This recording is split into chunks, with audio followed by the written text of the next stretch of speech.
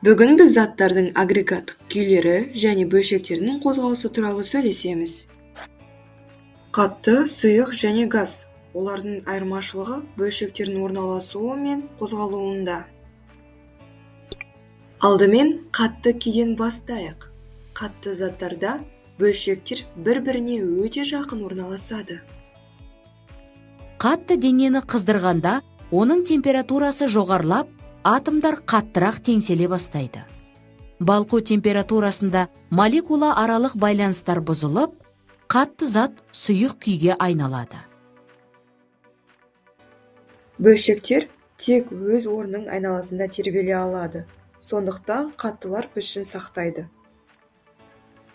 Мысал ретінде, судың қатты күйі мұзды алсақ болады. Мұз кесегі пішіні өзгермейді. Келесі агрегаттық күй сұйық. Сұйықтықтардағы молекула аралық байланыстар әлсіз болады. Молекулалар ретсіз қозғалады, және олардың белгілі бір тепе-теңдік сақтау орны болмайды. Сұйықтардың белгілі бір көлемі бар, ал пішіні болмайды. Сұйықтықтың бөлшектері бір-бірінің жанынан еркін сырғып өтеді. Сондықтан сұйықтар ыдыс пішінін қабылдайды.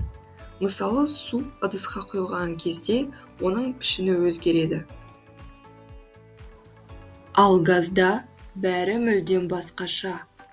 Газдардың нақты пішіні де нақты көлемінде болмайды. Олар әрқашан өзі орналасқан ыдыстың пішінін қабылдайды және берілген көлемді толық біркелкі толтырады. Қатты денелер мен сұйықтарға қарағанда газдар сығылады. Газда бөлшектер өте алшақ орналасады. Сондықтан газдардың белгілі пішіні жоқ. Олар кез келген кеңістікті толтырады. Қорытындылайтын болсақ, заттың күйі бөлшектердің қозғалыс жылдамдығына және олардың бір-біріне жақындығына байланысты.